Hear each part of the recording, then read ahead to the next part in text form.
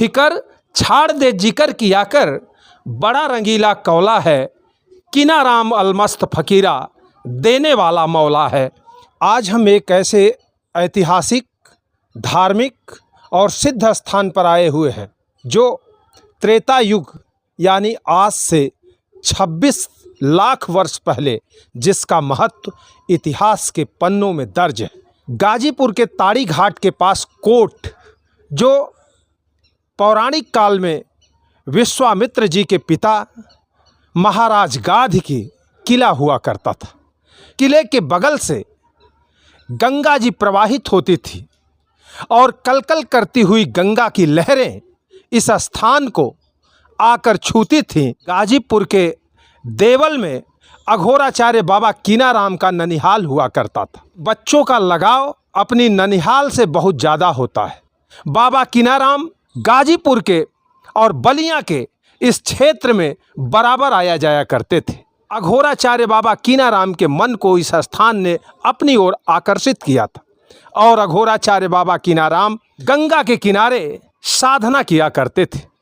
यहीं के बगल में उस पार ताड़ी घाट बोला जाता है। इस ताड़ी घाट के किनारे बसा हुआ नौजवान युवक अघोराचार्य बाबा कीनाराम के बताए रास्तों पर चलते हुए अवधूत बनने का प्रण लेता है। वह उस पार से गंगा पार करके इस पार जो ये पवित्र स्थान था वहाँ बैठकर वह भी साधना किया करते थे। वो बौड़म स्वभाव के थे, सहज थे, सरल थे। ऐसे सहज व्यक्तित्व का नाम पड़ गया बौड़हिया बाबा। और बौड़हिया बाबा को बाबा कीनाराम ने दीक्षा दिया और इसी स्थान पर उन्होंने अपनी धूनी जला दी थी। बौड़हिया बाबा बड़े सिद्ध संत थे। उनकी परंपरा के तमाम महंतों ने यहाँ पर उनके बताए रास्तों पर चलकर इस स्थान पर अलख जगाया था। यहाँ बौड़हिया बाबा ने जब अपनी अलख जगाई, शक्तियों का यह स्थान केंद्र बन गया। जब बाबा कीनाराम जी के साथ बौड़हिया बाबा का साहचर्य हुआ और वो जब शिष्य बने तो बौड़हिया बाबा की माता जो उस पार ताड़ी घाट की थी, उन्होंने उनसे कहा था, बेटा तुम संत बन जाओ, अवधूत बन जाओ, मुझे इससे गुरेज नहीं है, पर रोज़ मेरे घर तुम्हें आना पड़ेगा। बौड़हिया बाबा ने माँ को यह वचन दिया था कि माँ जब तक जिंदा रहोगी मैं ज़रूर आऊँगा। जनश्रुतियों की माने तो जब इस गंगा में बाढ़ होती थी, गंगा पूरे रौ में उफनती थी, तो बौड़हिया बाबा खड़ाऊँ पहनकर गंगा के सीने पर बीच धारा में जाकर अपनी माँ के हाथों से रोटी मांगकर खाया करते थे। यहाँ के आसपास के सुदूर कई जिलों के लोग यहाँ आते थे और अपने दुखों से निजात के लिए बौड़हिया बाबा और अघोराचार्य बाबा कीनाराम की शरण में आशीर्वचन मांगा करते थे। बौड़हिया बाबा के बाद इस परंपरा में रामजतन राम बाबा हुए जो बहुत सिद्ध थे। उन्होंने भी इस स्थान को बहुत पुष्पित पल्लवित किया। उनकी तपश्चर्या से इस स्थान का महत्व अलौकिक होता चला गया। मेरे दाहिनी तरफ ये जो समाधि दिखाई पड़ रही है, यह बाबा रामजतन राम जी की समाधि है। मेरे पीछे ये जो मंदिर नुमा स्थान दिखाई पड़ रहा है, ये गर्भगृह है बौड़हिया बाबा का। हम आपको ले चलते हैं और दिखाते हैं कि यह दिव्य स्थान जो बौड़हिया बाबा का गर्भगृह है, यहाँ अखंड धूनी जल रही है और यह धूनी चिता पर जली हुई लकड़ियों के साथ जलाई जाती है। यहाँ प्रतिदिन कई कुंटल चिता की लकड़ियाँ आती हैं। ये मूल गद्दी है बौड़हिया बाबा का, जिस पर वो विराजमान रहते थे और यहाँ आप हड्डियों का, खोपड़ियों का और तमाम ऐसे शिव तत्व को देखेंगे जहाँ अघोरेश्वर भगवान अवधूत राम, अघोराचार्य बाबा कीनाराम, गुरुपद संभव राम बाबा, गुरुपद गौतम राम बाबा आदि सभी महापुरुषों की यहाँ तस्वीर लगी हुई है। लोग कहते हैं कि फिकर छाड़ दे जिक्र किया कर, फिकर छाड़ दे जिक्र किया कर, बड़ा रंगीला कौला है, किना राम अलमस्त फ़कीरा, देने वाला मौला है।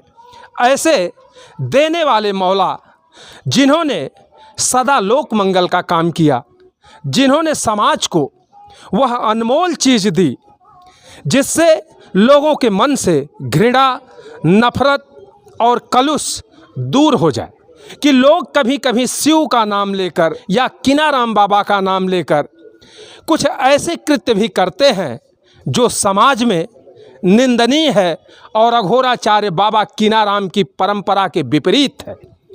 लोग भांग, धतूर, नशा और शराब पीते हैं, लेकिन वो कभी इस बात का जिक्र नहीं करते कि साक्षात शिव ने तो हलाहल विष पिया था, क्या वो भी विष पी सकते हैं? इस पृथ्वी पर, इस अखंड ब्रह्मांड में हलाहल विष पाई साक्षात शिव हुए थे। उनके समान, शिव समान सर्वज्ञ न दूजा, ऐसा तुलसीदास जी ने भी कहा था। लेकिन कुछ लोग नशा के वशीभूत होकर भगवान शिव के तत्व को भगवान शंकर का नाम लेकर या अघोर परंपरा का नाम लेकर उसे दुधुआ का नाम दे देते हैं। लेकिन क्या उनकी शक्तियाँ या उनके पास इस तरह का कोई मद्दा है कि वो विष पाई हो सकते हैं? क्या वो विष भी पी सकते हैं? वह तो सिर्फ अवतारी पुरुष बाबा किनाराम ही उसको पचा सकते हैं। तो मैं अपने वीडियो के माध्यम से यह भी कहूँगा कि दुर्वृत्तियों पर लगाम लगाने के लिए ही सर्वेश्वरी समूह का भी गठन हुआ है। सर्व का मतलब समूचा और समूह का मतलब लोगों का एक हुजूम। लोक मंगल के लिए इस संस्था का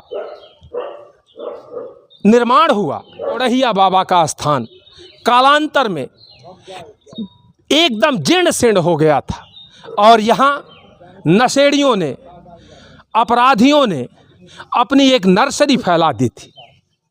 तब सर्वेश्वरी समूह के संस्थापक और उन नायक बाबाओं ने इस पर अपना दृष्टिपात किया और अपने भक्तों को आदेशित किया कि इस स्थान की महिमा को भी सजाया जाए, संवारा जाए। और तब से लेकर आज तक गुरुपद अवघड़ संभव राम बाबा के द्वारा इस स्थान पर तमाम ऐसे कार्य कराए गए जो आप यहाँ की साज सज्जा व्यवस्था देख रहे हैं। यह सर्वेश्वरी समूह की प्रधान शाखा वाराणसी से संचालित होकर गाजीपुर शाखा के द्वारा इसका देख रेख किया जा रहा है। और आज इस स्थान की दिव्यता अपने को चीख चीख कर बताती है कि किसी ज़माने में यह स्थान दिव्यता का, रमणीयता का प्रतीक रहा, जहाँ संतों ने, महात्माओं ने अपने आशीर्वचनों की अलख जगाई थी। और आज भी उस अलख के बल पर गाजीपुर निरंतर आगे बढ़ रहा है। कहा जाता है कि एशियाड के नक्शे में भी गाजीपुर का नाम आया था। यह वीरों की धरती है, यह शहीदों की धरती है और यह युवाओं की वह उर्वरा शक्ति की धरती है जिसे मैं नमन करता हूं। और अपने वीडियो के माध्यम से आप सभी दर्शकों को बताना चाहता हूं कि गाजीपुर इतिहास के पन्नों में हमेशा अमर रहेगा, क्योंकि यहाँ के रणबांकुरों ने हमेशा अपने देश के लिए, अपने देश के स्वाभिमान के लिए अपने प्राणों की आहुति दी है। ऐसे सिद्ध फकीरों की यह धरती, ऐसे औलियाओं की धरती, ऐसे संतों की धरती को आज सजाने संवारने का काम अपने गुरु से प्राप्त उस अनमोल वचन के द्वारा गुरुपद संभव राम बाबा जी कर रहे हैं, जो सर्वेश्वरी समूह के प्रधान अध्यक्ष हैं, जिनके दिशा निर्देशन में ऐसे उन तमाम दिव्य स्थानों का जीर्णोद्धार कराया जा रहा है जो निश्चय ही समाज के लिए एक वरदान होगा। ऐसे ही किसी दिव्य स्थान से मैं फिर आप लोगों को मिलवाऊंगा, परिचय कराऊंगा। तब तक के लिए नमस्कार।